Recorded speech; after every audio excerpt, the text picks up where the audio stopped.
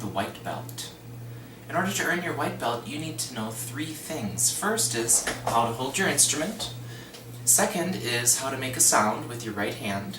And third is how to change pitch with your left hand. When playing an instrument, your number 1 goal is relaxation. You need to be able to put your instrument on your shoulder while feeling the same as if you were standing there without it.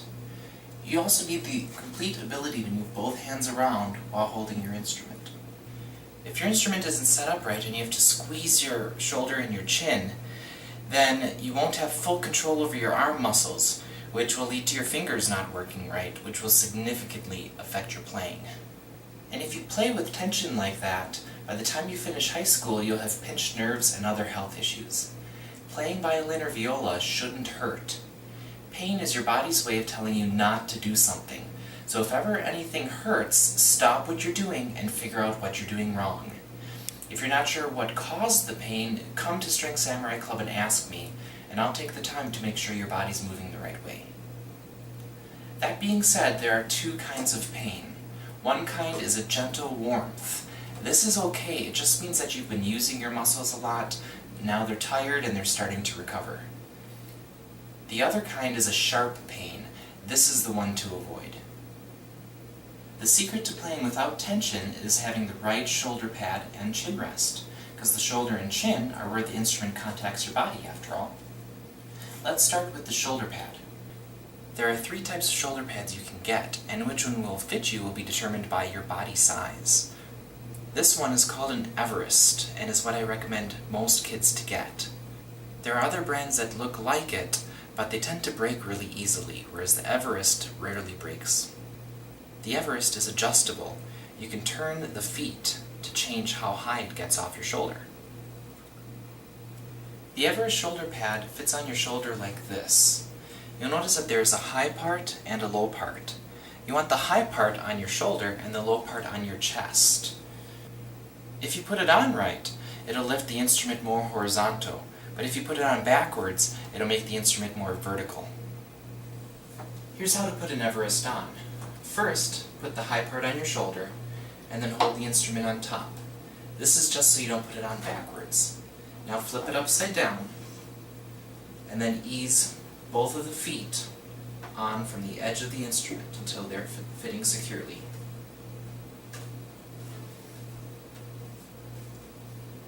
If you have to pinch your shoulder and your chin, then that means that the feet aren't out long enough. Take it off, turn them out a little bit, and put it back on.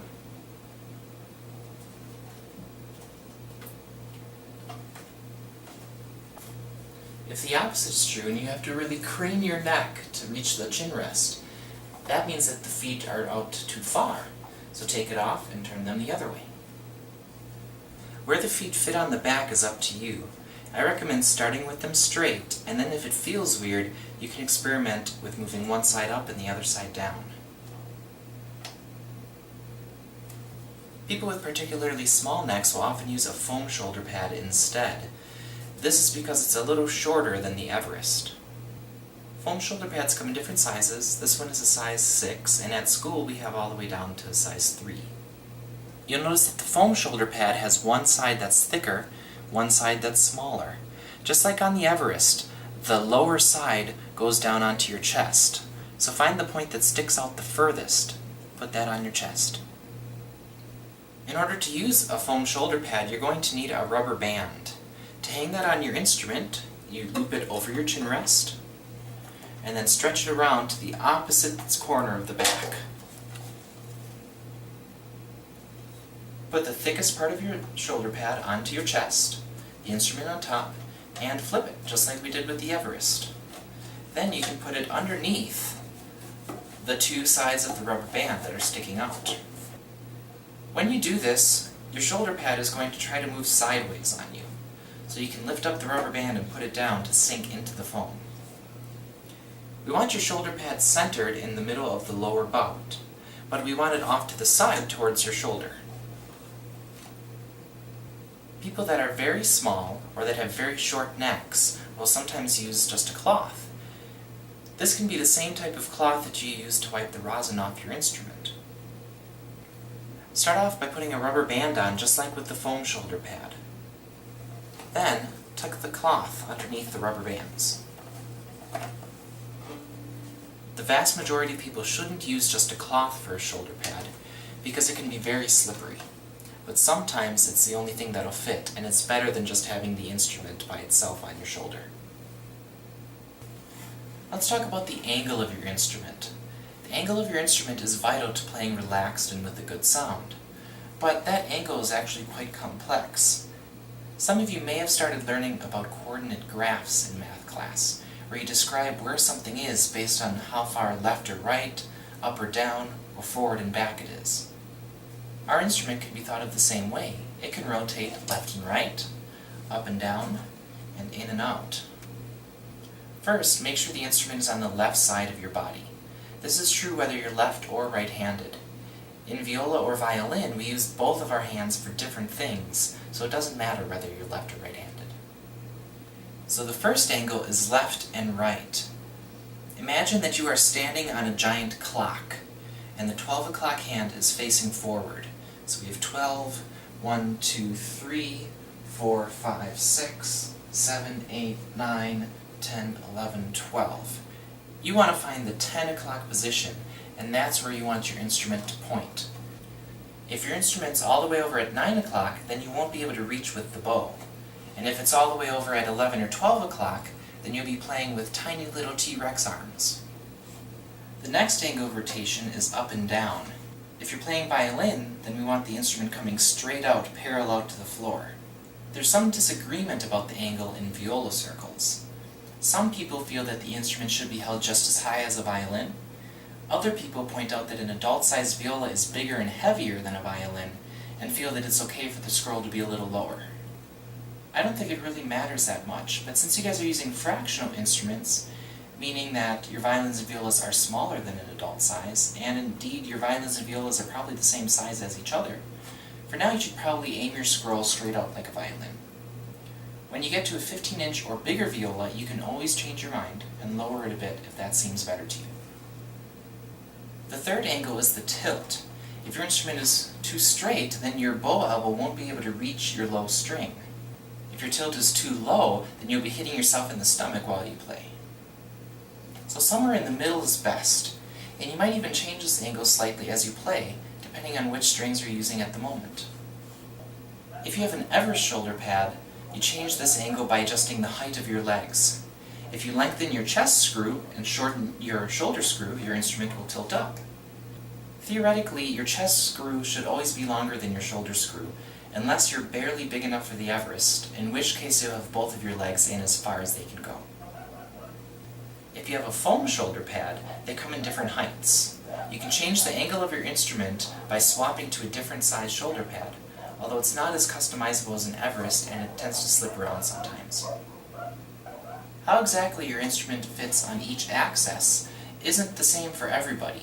Everyone's body is shaped a little differently, and so if it feels wrong, move it a little bit to make it feel right.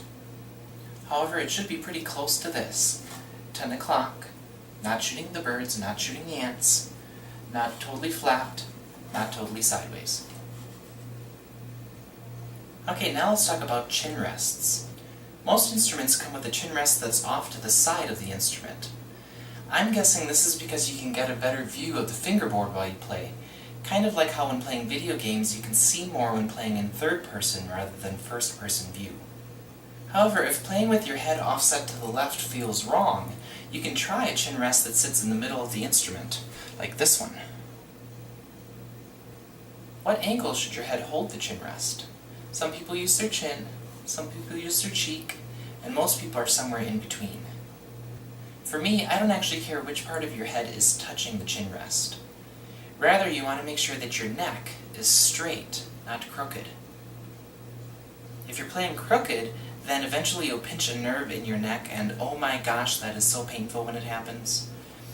So when you put your instrument on your shoulder, just turn your head a little to the left, without moving it up or down, and that's a healthy position. If you have to crunch down, or stretch up, then that's not good. Make sure that your chin rest is comfortable. If it's digging into your chin or your neck, the front lip might be too tall, or the chin rest itself may be too high off the instrument. Check out mine. My neck is so long and my shoulders so low that I need both the world's tallest shoulder pad and the world's tallest chin rest in order to hold my instrument without tension. But most other people trying to hold my instrument would be very uncomfortable. It's important to find the right combination of shoulder pad and chin rest that fits you. And as you get older, you'll slowly be growing. Every month or so, take another look at your shoulder. Is it tense? Does your jaw ache? Do you need to adjust something to be able to hold your instrument relaxed? Okay, let's put everything together and see if we can hold our instrument in a relaxed and strong manner. Make sure you have your instrument out and set up. Pause if you don't. Relaxation starts at your feet and moves up your body. Make sure your feet are flat on the floor, spread apart just a little so that you're comfortable and can sway from side to side. This combination of strength and flexibility is called being grounded. Make sure your back is straight and tall, not like a soldier standing at attention, just tall and relaxed. Make sure your shoulders are low and relaxed. Now put your instrument up on your shoulder and move your chin to the left to hold it. Make sure you're relaxed and don't have to squeeze. Move your left foot out front a little to balance the weight of the instrument. Can you still sway back and forth? Let go of your instrument with your left hand.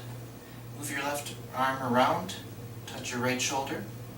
Is your shoulder or your chin tense? Is your instrument slipping? If so, then you need to adjust your shoulder pad. I prefer to stand while playing. It's so much freer. But sometimes we have to sit down, so go ahead and find a chair. When we sit down, we want to keep our body just as it is, only our weight will be supported by our butt instead of our feet.